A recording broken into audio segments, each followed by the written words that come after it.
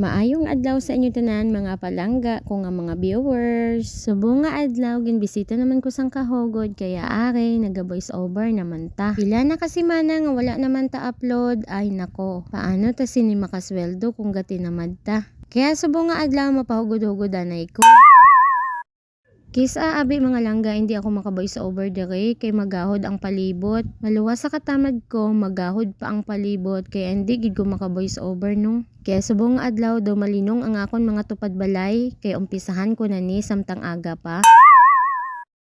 Alas 4 pa lang sang kaagahon, nagbugtaw na ko kay syempre aga pa ko nagabukas ang amon tindahan. Pagkatapos ko magbukas tindahan, ginchat ko na gani si kuya nga mag-arkila ako sang washing kag dryer. Kay wala pa kita kwarta nga inugbakal sang washing kag dryer kaya maarkila danay ta. Maayo man kay aga pa ni kuya gindulong ang washing kag dryer kaya maaga pa ko makaumpisa sang akon mga lalabhan. Diray sa amon balay, sa kusina ako nagapanglaba. Kung sa diin, tupad sang amon lababo kag lutuan. Kay malayo ako sa uma kay hindi ko makapanglaba sa sapa kay wala man diri sapa sa amon bay. Kung sa uma lang ta dasig lang nilabhan kay syempre malusong lang ta sa sapa kag iwas-was aton mga lalabhan. Pero diri sa balay amo na ang sitwasyon ko. Ginaamat-amat ko butangan tubig ang washing kay hindi ko kabalo magsugpon sang hose. May ara na hose nga ginasugpon dira kaso hindi ko kabalo magbutang. Sa mga oras nga na wala pa gani ang inyo kuya Larry na sa trabaho pa.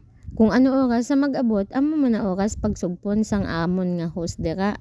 Kaso kinanglan ko na umpisahan para maaga pa ko gani matapos. Kaya nagmatumato na lang ko da no. Amat-amaton ta na lang ni. Kaya hindi man ta kabalo magsugpon.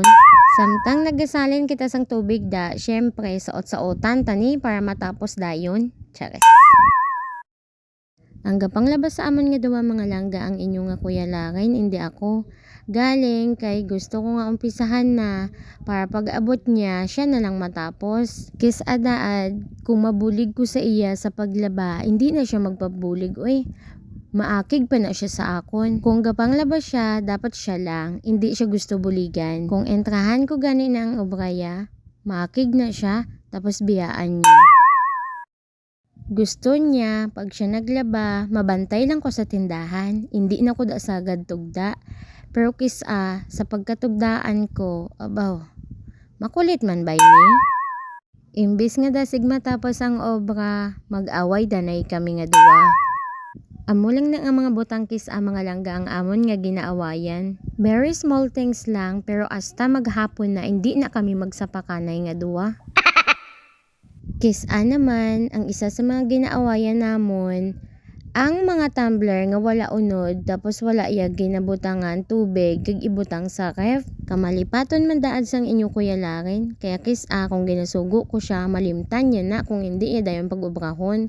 Kaya gaingit na ulo ko kung pagsugo ko wala iya ginaobra. Permi man na siya gahambal nga. Angan-angan lang hasta nga malimtan niya na.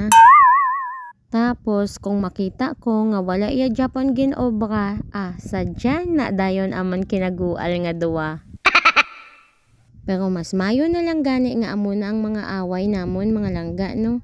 Kaysa naman mag-away kami tungod sa pambabaye, sa bisyo niya. Pasalamat ko kay malipaton nang ang inyong kuya Larin. Hindi siya bisyuhan nga klase sang laki. Kay kung tama ka bisyuhan na siya, basi dugay ko na siya ginbiyaan.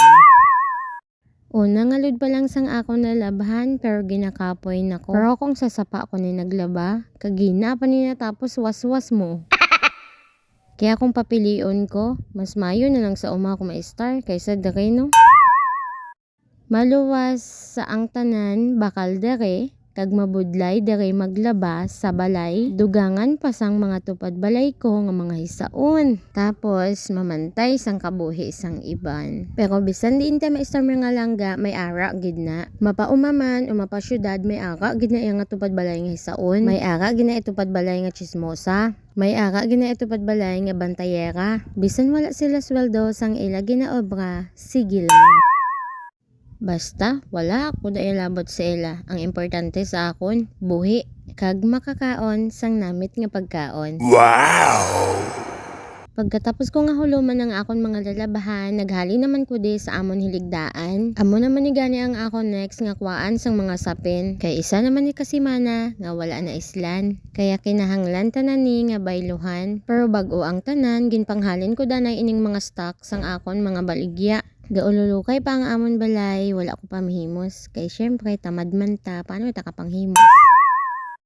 Ang nakita nyo ne, si pagsipagan lang ni mga langga no. Pero pagkabuas ne, wala na ni. Kis ada at mga langga, tamad ko maninlo sa balay. Permi man ko ba'y ginatuyo? Kaya ano oras naman tagatulog kung gabi no? Kaya kung adlaw, ginakadoyong ko. Syempre, ano himuon ta kung ginatuyo ta, edi matulog. Shout out sa amon hiligdaan dira nga kwarto na namon. Kay wala kwarto amon balay kaya nagbakal ko para magka-kwarto. Kaya ang tawag ko da sa amon hiligdaan, kwarto-kwarto.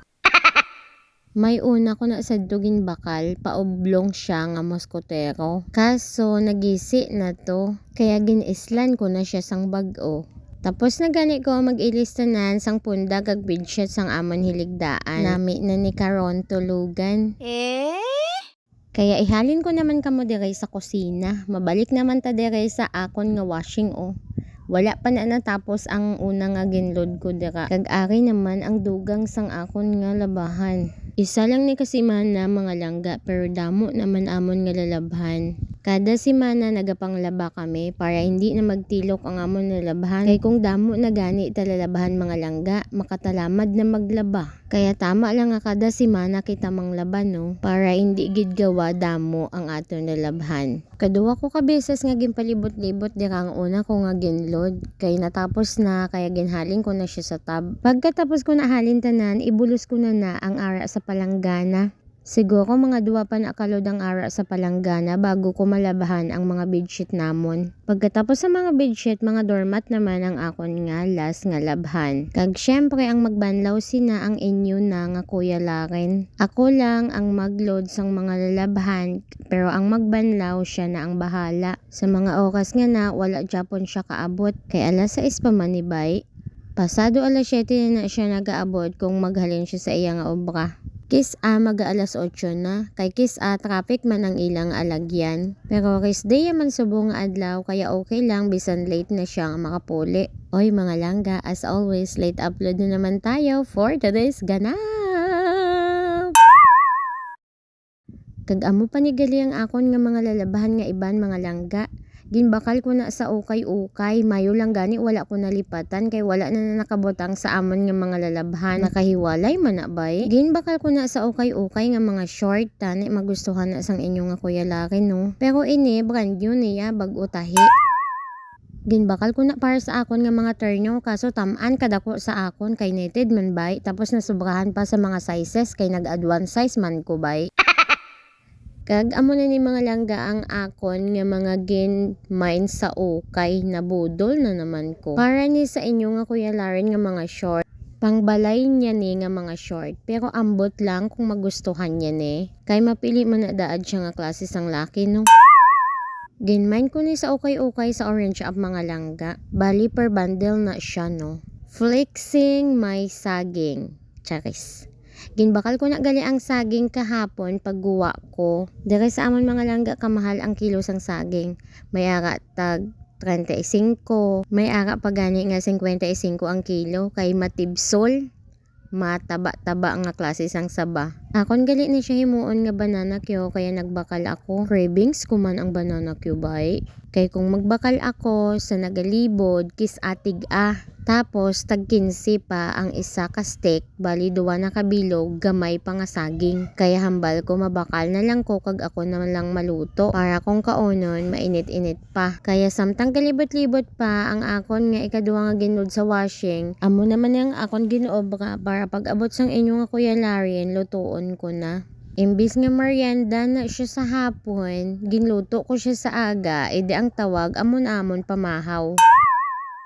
Parisan nang namon sang kape, aba, solved na naamon pamahaw nga duwa. Sa isa kasipi ko nga gimbakal, bali na sa 68 na siya, 68.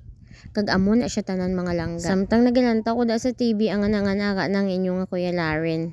nag-abot na siya. Nag-abot na ang akon nga kaaway. Tapos may pakiskis pa nga nabalaan. Abaw pero namit man bay. Kaya for the go.